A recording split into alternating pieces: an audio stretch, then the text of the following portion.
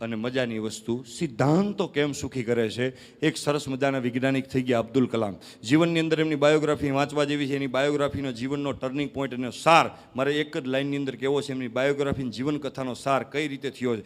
નાનપણથી અંદર એને પ્લેન ઉડાવવાનો શોખ હતો, વૈજ્ઞાનિક બનવાનો કોઈ શોખ નહોતો. એ નાનપણની અંદર કાગળના પ્લેન બનાવીને ઉડતા અને એને પ્લેનની અંદર બેસવાનો અબ્દુલ કલામને શોખ હતો. અને એના માટે એમના બાપાએ, એમની માતુશ્રીએ પોતાના દાગીના વેચી અને કોલેજની ફી ભરેલી. અને એ જોવા માટે મારો દીકરો છે ને એ પ્લેન ઉડાડવો જોઈએ. આવી ગરીબ પરિસ્થિતિમાંથી એ અબ્દુલ કલામ જ્યારે આવેલા, હિન્દુ મુસ્લિમ પ્રત્યેને કોઈ ભેદભાવ નહીં, કારણ કે રામેશ્વરમની અંદર રહેતા. એમના પિતાશ્રી હતા એ રામેશ્વર મંદિરના પૂજારી હતા, બે મિત્રો હતા. હિન્દુ મુસ્લિમની અંદર કોઈ પણ ભેદભાવના નહીં, શ્રેષ્ઠ અને સારો માણસ, એની મારે તમને એક વાત કરવી છે. અને એ ઘટના એવી કે સાહેબ એરફોર્સની અંદર એને જવાનું અને 25 જણાનું ઇન્ટરવ્યૂ હતું. અને એ ઇન્ટરવ્યૂ પોતાનું આખું ભણતર પૂરું થઈ ગયું, જે ભણતર પાછળ પોતાના પરિવારે તમામ સંઘર્ષ લગાવી દીધો. અને એ વ્યક્તિ જ્યારે ફાઇનલ પરીક્ષાની અંદર જાય છે, એને પહેલા, બીજા કે ત્રીજા ક્રમે આવવાનું હોય તો જ એનું સપનું સફળ થાય. પણ અબ્દુલ કલામ 24 વ્યક્તિમાંથી 9મા ક્રમે આવેલા અને સીધા એવડો મોટો મહાન વ્યક્તિ થવાનો હતો, એ પણ ડિપ્રેશનની અંદર આવ્યો. ડિપ્રેશનની અંદર એ વ્યક્તિ આવી ગયા. અને એટલા ડિપ્રેશનની અંદર આવ્યા, આપણે ગંગા કાંઠે શું કામ આવીએ, હરિદ્વારના કાંઠે શું કામ આવીએ છીએ, એની મારે તમને વાત કરું. જગ્યાનો બહુ મોટો પ્રભાવ હોય છે. અને એ માણસ ડિપ્રેશનની અંદર આવી ગયા અને નિરાશ થઈ ગયા અને ઋષિકેશની અંદર સીધા આવ્યા. અને ઋષિકેશની અંદર ગંગા કાંઠે હાલ્યા જતા હતા. ત્યાં એક સરસ મજાનું બોર્ડ જોયું. એ બોર્ડ હતું સ્વામી શિવાનંદજીનો આશ્રમ હતો. ખબર નહીં, વાઇબ્રેશનના ખેંચાણા અને એ માણસ અંદર વયા ગયા. અને શિવાનંદજી સ્વામી હતા, એ જીવિત હતા. સાંભળજો, દુનિયાનું સૌથી મોટું અને શ્રેષ્ઠ અને બેસ્ટ રહસ્ય હું તમને કહું છું. જે આ દેશના શાસ્ત્રોનો અને સમાજની અંદર જે કથાઓ છે એનો નિચોડ હું તમને કહું છું. સાંભળજો, કાન અને મન અને હૃદય ખુલ્લું રાખી. અને માણસનો ટર્નિંગ પોઈન્ટ કઈ રીતે અને ક્યાંથી લાગે છે, એક માણસના જીવનનો સાર અને એનો ટર્નિંગ પોઈન્ટ કઈ રીતે લાગે છે. એક નિરાશ થઈ ગયેલો માણસ ગંગા કાંઠે એક આશ્રમની અંદર શાંતિ લેવા માટે જાય છે. ઋષિકેશની અંદર સ્વામી શિવાનંદજી, બુદ્ધ જેવું એમનું ચરિત્ર, અને એટલો શાંત ભાવ જોઈ. અને અમુક વ્યક્તિઓ છે ને સાહેબ, આપણે આપણી દુઃખની વાત ગમે ત્યાં કરવી નહીં, ડબલ દુઃખ થઈ જાય. યોગ્ય અને શ્રેષ્ઠ વ્યક્તિ હોય ને ત્યાં જ, બહેનોને તો ખાસ કહી દઉં, ત્યાં જ આપણું હૃદય ઠાલવવું, ગમે ત્યાં વાતું કરવા ન મળવી, અમારે આમ છે ને તેમ છે. કારણ કે દુઃખ ડબલ થઈ જાય. આપણને એવી માનસિકતા છે કે અમુક માણસ આપણા જીવનમાં આવે તો જિંદગી બને. ના ના, એવું ન હોય. અમુક જાય તોય બને, અમુક માણસ જાય તોય બને. અને શિવાનંદજી પાસે કલામ જઈને બેઠા અને પોતાની રજૂઆત કરીને વાત કરી અને નિરાશા અને ડિપ્રેશનની વાત કરી. હું ડિપ્રેશનમાં આવી ગયું. અને આ દેશનો સાધુ સાહેબ એ રહસ્ય ખોલે છે. એના શબ્દ ટુ શબ્દ, વર્ડ ટુ વર્ડ મારે તમને કહેવાના છે. અને એ સાંત્વના આપવાની સાથે કલામજીને રસ્તો આપે છે. અને એમ કહે છે, કલામ, તમે મારી વાત સાંભળો. તમે નિરાશ થવાની તમારે ક્યાંય જરૂર નથી. અને કોઈ પણ જગ્યાએ તમારે ડિપ્રેશનમાં આવવાની જરૂર નથી. કલામ, મારી વાત સાંભળો. આ દુનિયાનું ને પ્રકૃતિનું એક જબરજસ્ત રહસ્ય છે કે અગર તમારો વિચાર, સાંભળજો, સાધુએ વાત કરી, અગર તમારો વિચાર હૃદયમાંથી નીકળો હોય અને એ પવિત્ર હોય, કલામ, અગર તારો વિચાર હૃદયમાંથી નીકળો હોય અને એ પવિત્ર હોય, તો વિચારમાં એવડી મોટી તાકાત હોય છે કે તમે જ્યારે સૂઈ જાઓ છો ત્યારે એ વિચાર તમારા અંદરથી બહાર નીકળી જાય છે, કલામ. અને એ વિચાર બ્રહ્માંડની અંદર ચક્કર લગાવે છે. અને તમે જ્યારે ઉઠો છો એની પહેલાં એનો એ વિચાર તમારા હૃદયમાં સ્થાપિત થઈ જાય છે. તમે જ્યારે સૂતા હોય ત્યારે તમારું એકનું કામ હોય, અને તમે જ્યારે પથારીમાંથી ઉઠો છો ત્યારે સમગ્ર બ્રહ્માંડનું એ કાર્ય બની જાય છે. હેતુ જ્યારે શુદ્ધ હોય ત્યારે સમગ્ર અસ્તિત્વ એ વિચારની પાછળ કામે લાગી જાય છે. તો તારો વિચાર જો શુદ્ધ હશે તો તું જેના માટે ઘડાયેલો છો એના માટે ફાઇનલ આ દેશની અંદર અને એરફોર્સની અંદર જવાનું હતું. પણ સાહેબ આ દેશના શ્રેષ્ઠ વૈજ્ઞાનિક બની ગયા. અને સાહેબ એવા અબ્દુલ કલામજીની વાત કે વિચાર જ્યારે શુદ્ધ હોય, ભાવ જ્યારે શુદ્ધ હોય, એના દ્વારા જ્યારે કર્મ કર્યું હોય ત્યારે સાહેબ મહત્ત્વની વસ્તુ હોય છે. એટલે વિચારો શુદ્ધ રાખવા શું કામ જોઈએ. એક મજાની વાત કહું. એક ગામની અંદર એક શિક્ષકની નોકરીની શરૂઆત થઈ. બે વાત કરીને આપણે વાતને પૂરી કરીએ, કારણ કે તમારી વ્યથા અવસ્થા બધું મારે જોવાનું. ગામની અંદર એક શિક્ષકની નોકરીની શરૂઆત થઈ, બિચારાનો પગાર બહુ નાનો, એટલે સ્કૂલથી ઘર સુધીનું અંતર 5 કિલોમીટરનું, ચાલીને રોજ આવવાનું જવાનું. પછી એ શિક્ષકે નક્કી કર્યું કે હું થોડાક પૈસા ભેગા કરું, મારે સાયકલની વ્યવસ્થા થાય. તો એણે એ સાયકલની વ્યવસ્થા કરી. પછી થોડીક પ્રોગ્રેસ કરી તો ગાડી લીધી. પછી પ્રોગ્રેસ કરી તો એણે કાર લીધી, નાની અમથી સેકન્ડ હેન્ડ. પછી હવે શિક્ષક હતા એટલે એ ચાલીને જતા હતા, કારણ કે પોતે અનુભવેલું, પોતે જોયેલું છે, એટલે પોતે તો પીડા તો સમજાય.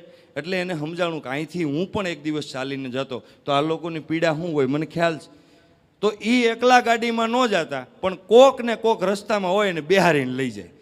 એ શિક્ષકની છાપ એવી પડી કે આ લિફ્ટ આપી દે, આ ગમે એ ગાડી એને ઊભી રાખી એટલે શિક્ષક ગાડી ઊભી રાખીને આખી ગાડી ભરી અને જ્યાં એને જવું હોય લઈ જાય. એ શિક્ષકની એ સાહેબની છાપ એવી પડી કે સાહેબની ગાડીમાં જવાનું, સાહેબ કોઈ દી ના પાડે નહીં, એવી આખા ગામમાં છાપ પડી. એક સમય એવો આવ્યો કે કોઈ પેસેન્જર મળે નહીં અને એકલા જવું પડ્યું. એમાં એક જણાએ હાથ ઊંચો રાખ્યો, મને બેહારો. એ તરત પાછળ બેસી ગયો. થોડીક ગાડી આગળ આવેલી ને એટલે શિક્ષકના ગળે સરી રાખી, ગાડીની ચાવી આપી દો નહીતર માન નાખીશ. શિક્ષક ભગવાન સામું જોવે કે એટલો સંઘર્ષ કરીને ગાડી લીધી. અને આ પણ ઓલા ચાવી આપતી વખતે શિક્ષકે એટલી સરસ વાત કરી કે અહીંયાથી લોકો આવે જાય છે અને હું બધાને લિફ્ટ આપું છું, તો બધાને પણ એવી પ્રેરણા મળે છે કે આપણે અહીંયા આવતા જતા ખાલી હોય તો આપણે બિહારીને જવા. તું ભલે મારી ગાડી લઈ જા, પણ કોઈ દી કોઈને કહેતો નહીં કે તું ચોરીને લઈ ગયો છો, કારણ કે અહીં તું એવું કહીને તો કોઈને બિહારશે નહીં. હવે આટલી વાત મગજમાં કે આલી વાત તો સજ્જન માણસ છે, પણ પછી વિચાર આવ્યો કે એ ગમે એટલો સજ્જન રહ્યો, હું તો ચોરી કરવા આવ્યો છું ને, એમ કરીને એ નીકળી ગયો. શિક્ષક ઘરે આવ્યા ને ભગવાનની સામે જોઈને ઠપકો દીધો કે હે ભગવાન, તે તો એક ગાડી દીધી એ લઈ લીધી. બીજે દિવસે સ્કૂલે જવાનું એટલે હાલીને જવાનું, એટલે શિક્ષક વહેલા ઉઠ્યા. દરવાજો જ્યાં ખોલ્યો ને બગીચામાં જોયું તો અચંબો પામી ગયા, ગાડી પડી હતી. ગાડી નજીક ગયા, એક સરસ મજાની ચિઠ્ઠી પડી હતી. હવે ચિઠ્ઠીની અંદર લખ્યું હતું કે સાહેબ, હું ગમે ત્યાં જાઉં, આ ગાડી ગેરેજમાં વેચવા ગયો તો ગેરેજવાળા એમ કીધું લે આ તો સાહેબની ગાડી છે. પોલીસવાળા પાસે હું ગયો, લે સાહેબની ગાડીમાં તું ડ્રાઇવિંગ ચાલુ કર્યું? જ્યાં રોડ ઉપર જાવ, લે સાહેબની ગાડી લઈને તમે શું નીકળ્યા? એ કે સાહેબ આ ગાડી છે કે અમિતાભ બચ્ચન છે, એ કે કાંઈ ખબર નથી પડતી કે.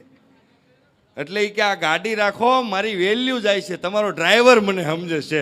કહેવાનો મતલબ એ છે કે તમે જ્યારે સજ્જન બનો છો ને ત્યારે સજ્જનતા તમને છોડતી નથી, ઈશ્વર તમને સાથ આપે છે કોઈ પણ રીતે. એટલે સારા બનવાનું આ એક ફાયદો ખરો, સારા વિચારનો એક ફાયદો ખરો. જીવનમાં ક્યારેય કોઈ દિવસ નિંદા ન કરવી, કોઈ દિવસ નિંદા ન કરવી. એક નિંદા કોને કહેવાય એનું સત્યનો એક ભેદ ખોલું. કોઈની વાતો ન કરવી એને નિંદા ન કહેવાય. કોકની વાતો તો આપણે કોકની ચર્ચામાં કરતા જ હોય. કોઈની વાતો ન કરવી એને નિંદા ન કહેવાય. બાપ એમ કહેતો હોય મારો દીકરો દારૂ પીવે છે, મારો છોકરો આમ કરે છે, તો એનો બાપ નિંદા નથી કરતો. બાજુવાળો એમ કે મગનભાઈનો છોકરો દારૂ પીવે એ નિંદા કહેવાય, કારણ કે બાપ છે એ પીડા સાથે વાત કરતો હોય. તમે કોઈની વાત જ્યારે પાછળથી કરો એની અંદર પીડા હોય તો એ સત્ય છે, અને રાજીપો હોય તો નિંદા છે. આ તફાવત છે નિંદાનો. એટલે જીવનમાં કોઈ દિવસ નિંદા ન કરવી. શું કામ ન કરવી? કે તમે નિંદા કરશો, ખરાબ ગુણો કોઈના વાગોળશો, એટલે વેદનો સિદ્ધાંત છે આને કોઈ રોકી ન શકે. આ બોટલને ઘા કરું એટલે સીધી નીચે જ પડે, એટલું સત્ય હું તમને કહું છું. તમે જો કોઈના ખરાબ ગુણોને વાગોળ્યા તો એક સમયે એ ખરાબ જેટલા ગુણો છે એ ઓટો મોડ ઉપર તમારામાં જનરેટ થઈ જાય અને તમારા સારા ગુણો એમાં જનરેટ થઈ જાય. એટલે આ નુકસાનીનો ધંધો કરવો નહીં. ગામ શું કરે છે ભલા માણસ એનું ધ્યાન રાખવું નહીં. આ ગામની અંદર 90% એ જ ધંધો કરે છે. ગામ શું કરે એ 90%માં આપણે આવવું નહીં. અને સૌથી મહત્વની વાત, આખી દુનિયા સાહેબ રમત રમે છે, આખી દુનિયા સાહેબ રમત રમે છે. એ ચર્ચામાં નથી પડવાનું અને આપણે એ નક્કી કરવાનું છે કે આમાં આપણે રમકડું બનવું કે ખેલાડી બનવું. આખી દુનિયા રમત રમે છે. અને આ બંનેમાં ફરક એટલો છે કે રમકડા છે ને એને લોકો રમાડે છે અને ખેલાડી પોતે રમે છે. ભલા માણસ,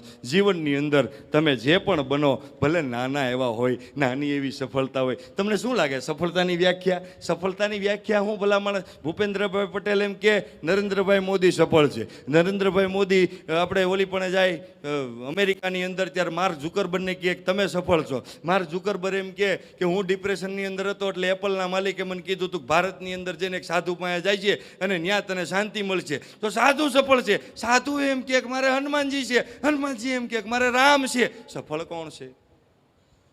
તમે સમજો આમાં સફળ કોને ગણવા? મારો કહેવાનો મતલબ છે સફળતાનો સૌથી મોટો અને શ્રેષ્ઠ ગુણ હોય છે, સફળ માણસ એ છે કે જે બીજાના સદગુણોને જોવે છે અને બીજાના સદગુણો પોતાના અંદર જે દિવસે તમે વાગોળતા શીખી ગયા, એન્ટર કરતા શીખી ગયા, તેદીથી તમે ગમે એવા હશો સફળ વ્યક્તિ છો. કારણ કે શીખવાનો ભાવ અને સંતોષનો ભાવ આ બંને તમારા અંદર જનરેટ થાય. અને ગેરંટી સાહેબ, ગેરંટી તમારા વિદ્યાર્થીપણું જો તમે છોડી દીધું, ગમે એવી ટોચ ઉપર હશો, તમે નીચે પડશો. અને શીખવાનો ભાવ, દરેક વ્યક્તિમાં શીખવાનો ભાવ. ભલા માણસ, આની કોઈ વ્યાખ્યા ન થાય. આ કંપનીની વેલ્યુએશન કેટલી છે, આ કંપનીનો ધંધો કેટલો છે, એનું વર્ણન કરી 2 કલાક નીકળી જાય. એવડી મોટી સામ્રાજ્ય અને એવડું બધું સામર્થ્ય ખડકા છતાં પણ આ વ્યક્તિઓ અને કાકા અને એમનો પરિવાર તમારા મારી સાથે રહે છે. એ બહુ મોટા અહોભાગ્ય છે. એની સમજણ અને એની મહાનતાને વંદન છે કે આપણી વચ્ચે રહે છે. શું કામ? કે કંઈક લોકો ડેવલપ થાય, કંઈક શીખે મારા જીવનની અંદર. કારણ કે એને ખબર પડી ગઈ છે કે આપણે મરવાનું છે, એ ફાઇનલ છે. અને મરતા પહેલાં, મર્યા પછી લોકોના હૃદયમાં જીવતું રહેવાનું છે, એ ફાઇનલ છે. એ ફાઇનલ એને ખબર પડી ગઈ છે. એટલા માટે જીવનની અંદર શ્રેષ્ઠ બનો, બ્રેસ્ટ બનો અને કર્મ એવું કરો સાહેબ, નિસ્વાર્થ ભાવે. સાહેબ, નિસ્વાર્થ ભાવે કર્મ કોને કહેવાય એની છેલ્લી વાત કરી અને વાતને આપણે વિરામ આપવાનો છે. સેન્ટ ફોર યુનિવર્સિટીની અંદર એક વિદ્યાર્થી રહેતો હતો. ભણવાના પૈસાના અભાવે એણે નક્કી કર્યું મારે સ્કોલરશિપની વ્યવસ્થા ક્યાંથી કરવી. સ્કોલરશિપની વ્યવસ્થા ક્યાંથી કરવી એટલે ત્યાંના પોલેન્ડની અંદર ખ્યાતનામ પિયાનો વાદક હતા, પેડરેસ્કી સંગીતકાર હતા. એમનો કાર્યક્રમ આપણે કરીએ. આપણે અહીંયા ગૌશાળાના અવેડાના લાભાર્થી થાય છે એમ બિચારાએ સ્કોલરશિપના લાભાર્થે કાર્યક્રમ કર્યો કે એમાંથી કંઈક 2 પૈસા મળે તો હું ભણવાની ફી ભરું. એમની પાસે ગયા અને એમની ફી નક્કી કરી. એ સમયની અંદર $2000 ફી હતી. ટિકિટની વ્યવસ્થા કરી. પણ મજાની વસ્તુ અને કરુણતાની વસ્તુ સાહેબ કે ટિકિટનું બધું કલેક્શન ભેગું કર્યું $1,600 જ થયા. પ્રોગ્રામ પતી ગયો એટલે પેડરેસ્કી સાહેબને કીધું કે સાહેબ $400 હું તમને પછી આપી દઈશ અને આ $1,600 હું તમને આપું છું. પછી હેતુ પૂછ્યો કે શું કામ તમે કર્યું હતું? કે હું ફી ભરવાની, હું નાનો માણસ છું એટલે મારે ભણવું છે અને મારી પાસે ફીની વ્યવસ્થા નહોતી. અને મોટો માણસ હોય ને સાહેબ, મોટી કક્ષાએ પહોંચ્યો, એની અંદર આ ગુણ હોય. એ કે ભાઈ ફી જ ભરવા પ્રોગ્રામ કર્યો તો આ 1,600 રાખ તું, બરાબર, મારે કોઈ જરૂર નથી. એમ કરીને $1,600 આપી દીધા. આ સમયને બહુ સમય નીકળી ગયો અને એ પેડરેસ્કી હતા, એ પોલેન્ડના વડાપ્રધાન બન્યા. એક સમયે પોલેન્ડના સંગીતકાર હતા. એ સમયે વિશ્વયુદ્ધ થયું હતું. એની અંદર બહુ મોટો દુષ્કાળ પડ્યો હતો અને આખું વિશ્વ અમેરિકા પાસે મદદ માગતું હતું કે અમારે ફૂડની જરૂર છે, અમારે લોકો ભૂખના કારણે મરે છે. અને પોલેન્ડની અંદર પોતાની જનતા ભૂખના કારણે મરતી રહેતી હતી. એમાં ઘણા લોકો મરી પણ ગયા હતા. એ સમયે આ પેડરેસ્કી સાહેબે પત્ર લખે છે કે મારા દેશના લોકો મરી જાહે. અને આ પત્ર અમેરિકાના ફૂડ વિભાગની અંદર આવે છે અને પત્ર વાંચી અને અકલ્પનીય, જે કલ્પના ન કરી શકે એટલો માલ સામાન પોલેન્ડની અંદર મોકલવામાં આવે છે.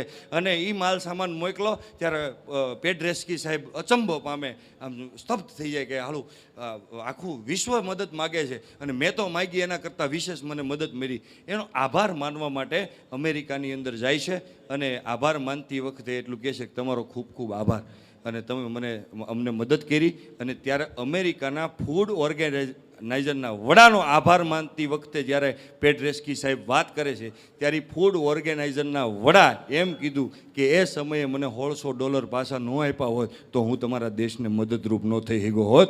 એ હર્બર્ટ હુવર જેનું નામ ફૂડ ઓર્ગેનાઇઝરનો વડો, મારું કહેવાનો મતલબ એ છે કર્મનો હિસાબ પલટીને અનેક ગણો થઈને આવે છે, પણ ક્યારે નિસ્વાર્થ ભાવે જ્યારે કર્મ કર્યું હોય, તમે જ્યારે કામ કરો ત્યારે હૃદયના ચોખ્ખા ભાવથી કર્મ કરવાનું. કુદરતના દરબારની અંદર તમે કર્મ કરો છો તો કયા ભાવથી કરો છો એના ઉપર હિસાબ લખાય છે. માટે કર્મ કરે જાઓ, આનંદ કરો અને ચોખ્ખા ભાવથી હૃદયથી આવા ફાઉન્ડેશનની અંદર આવા સરસ કાર્યોની અંદર આપણે સંકળાયેલા રહીએ. અને મારો પરિચય 2 લાઇનની અંદર આપી દઉં છેલ્લે કે પારસ છું. પારસ છું હિંમત કાકા, પારસ છું. પારસ છું, પારસ મણી નથી. આ ઘર મારું છે ભાઈ, આ ઘર મારું છે, પણ હું ગરધણી નથી.